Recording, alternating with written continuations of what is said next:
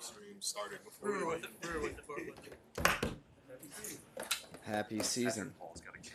Is that a new watch, Joe? Joe, is that a new watch? Is that a new watch? No, man, this is the one I showed For you. Germany. Inspired by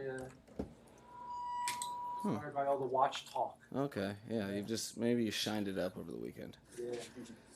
Hi, Mike. Good morning. Well, hello. Congrats on the contract. Wait, extension. the door's open. Oh, the We door's never- ajar. Yeah, we never have sorry, guys. There's a little OCD going on.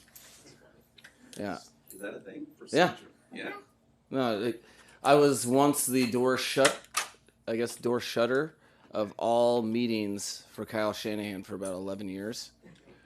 So now I have the same OCD. The door has to be shut. Okay, we can continue. Yes, so congrats on the contract extension. Just to fill in one detail about it, was this done entirely through your agent, or was there a neat moment in the last couple of months where Steve Ross said to you, I'd like to give you an extension, we're happy with what you've done? Was it a meeting? Was it a phone call? Was there anything like that? Neat moment. Well, I appreciate it. Thank you. I see the congratulations goes to the organization. I think there's a lot of people that lift you up to give you the opportunity to become a head coach.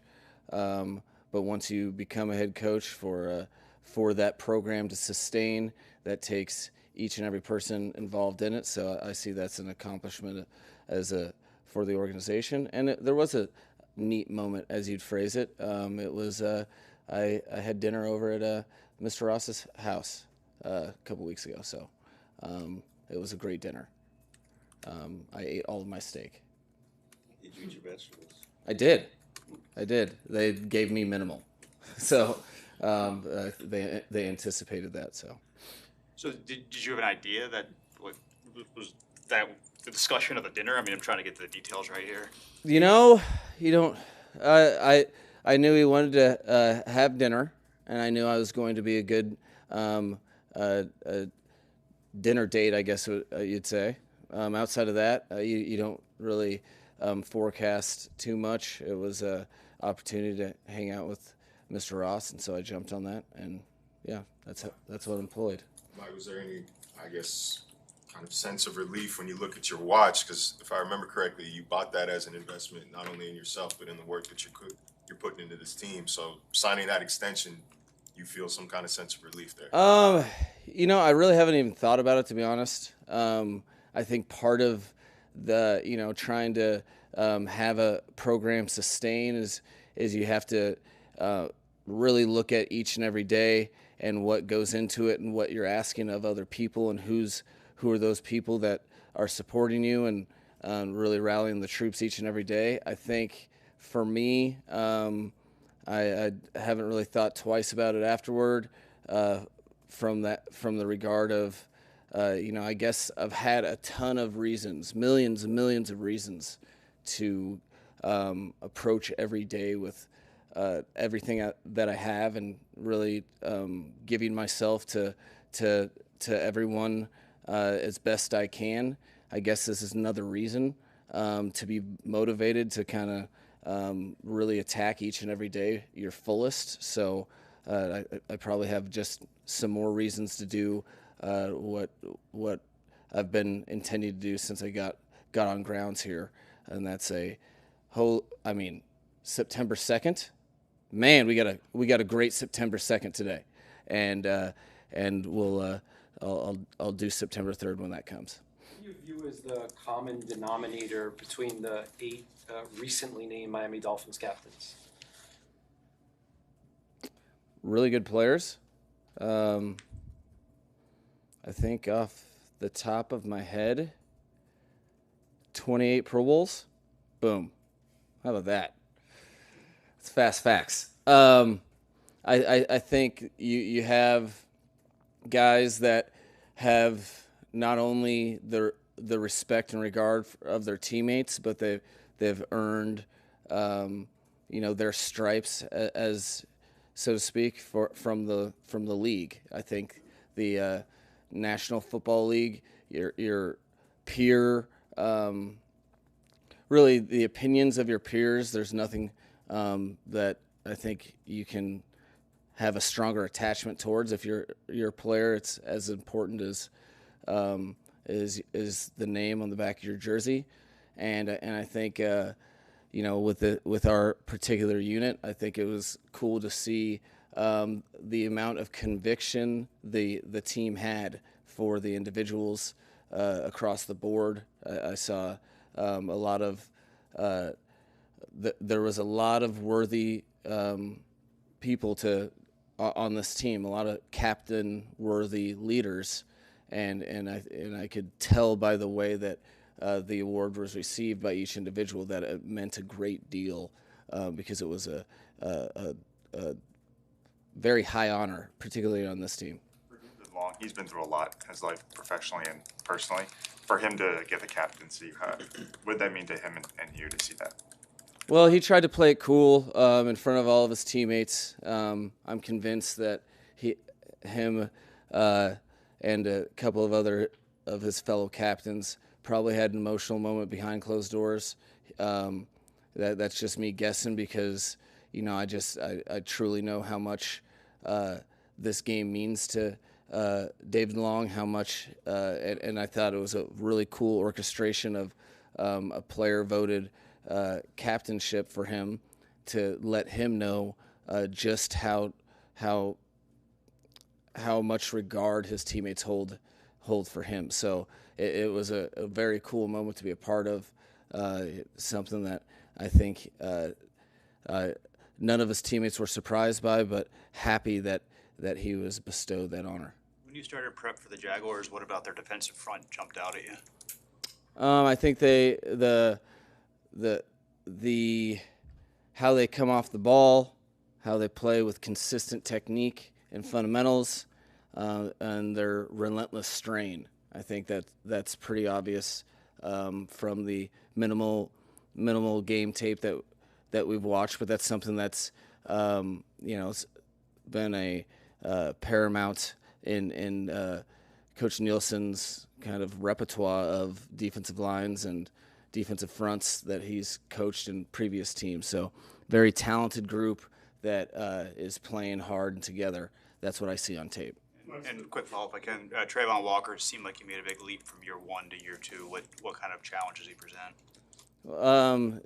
Typical that of every defensive line you face in the National Football League, especially ones that have invested some top assets into some elite athletic defensive front players.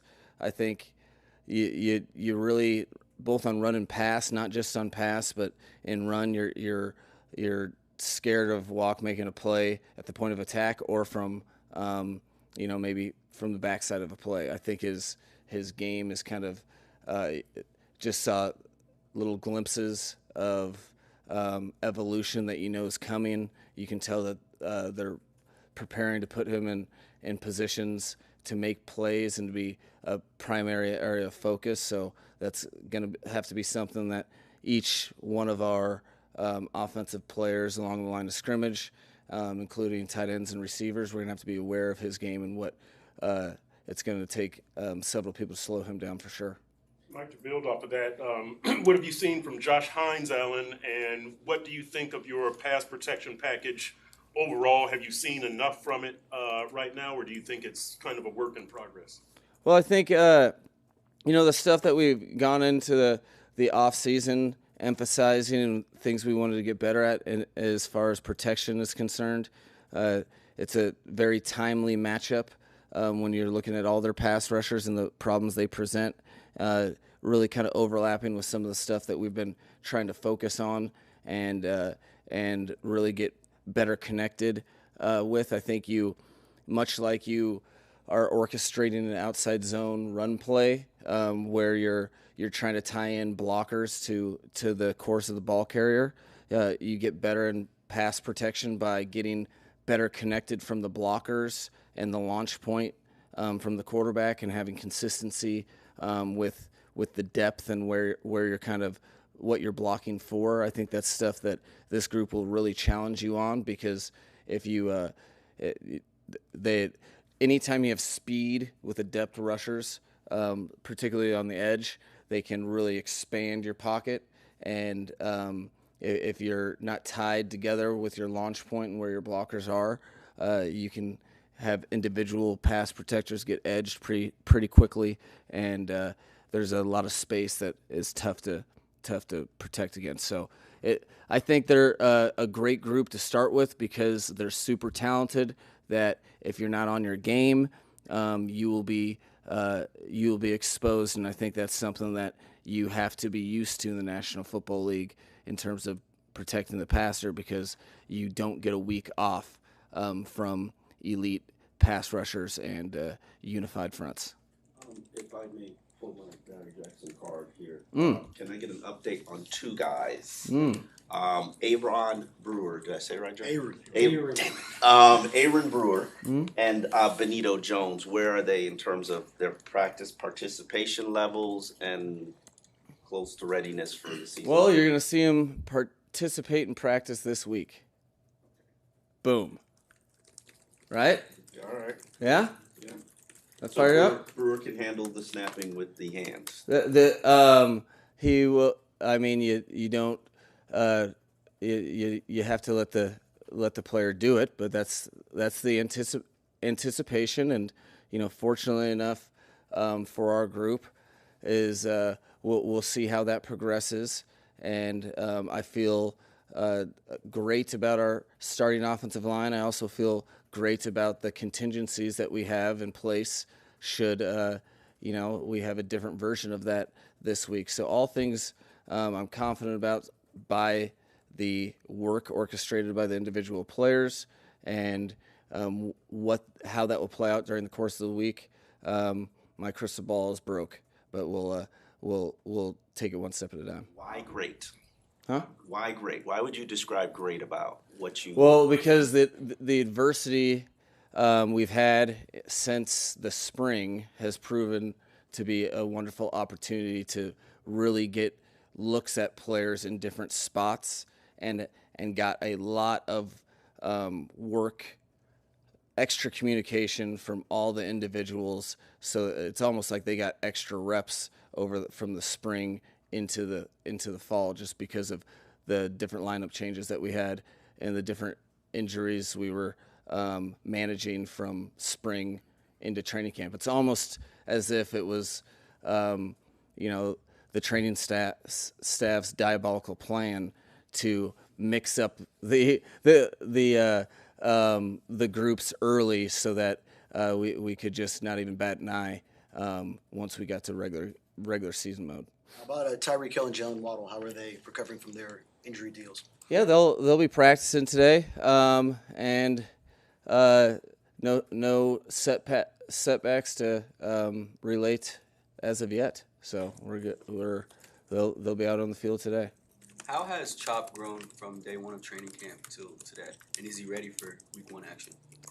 Grown a lot, just because of we ask a lot from edge defenders in our defense. You ask to be not only primary of primary importance in the run game, but as in the pass game as well.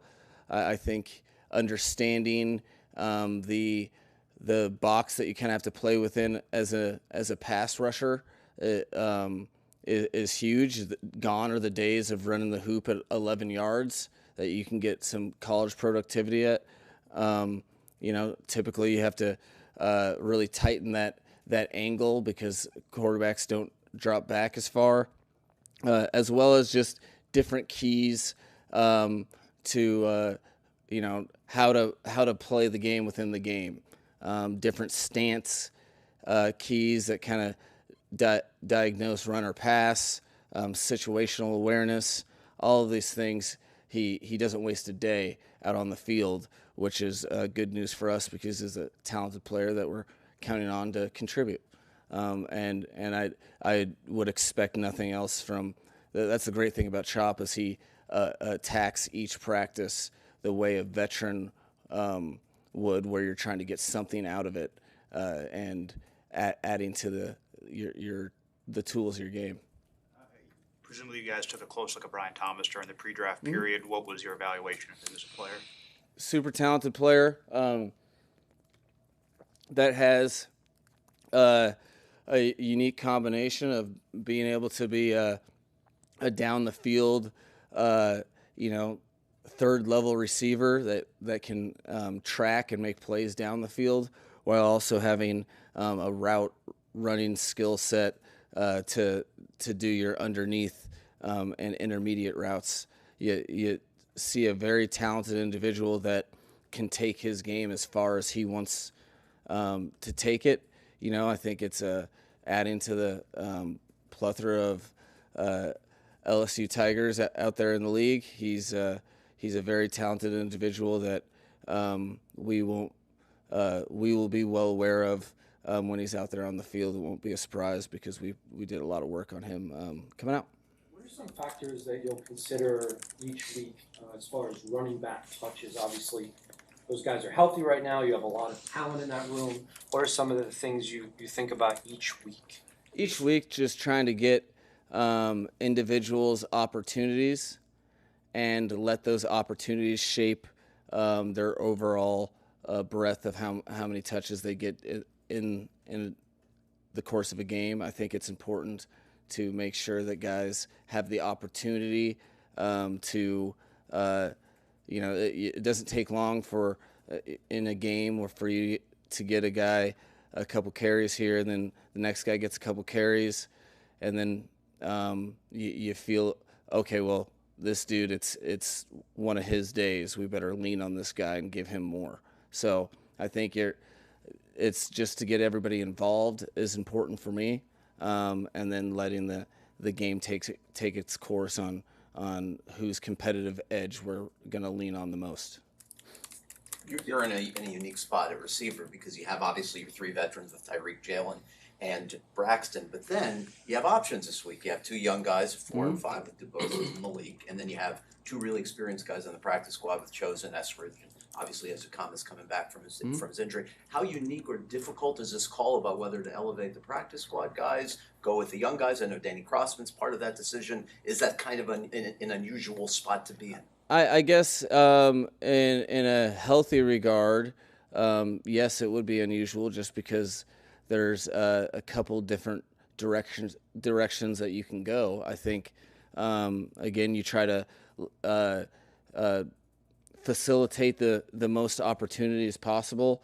Taking advantage of the extra day of practice we have this week is huge for us to kind of shape the direction we're going to go, and we just have a lot of different versatility, not only in the receiver room, but really at all the skill positions offensively that you week in, week out have the ability to kind of tailor the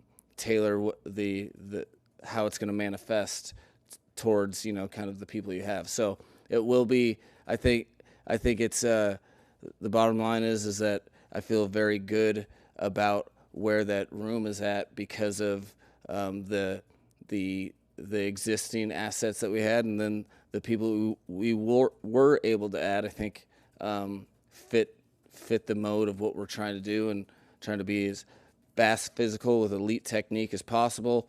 And however we deploy that, I think having versatility and options helps you in a competitive scenario against opponents week in, week out. What did you like with Boyle?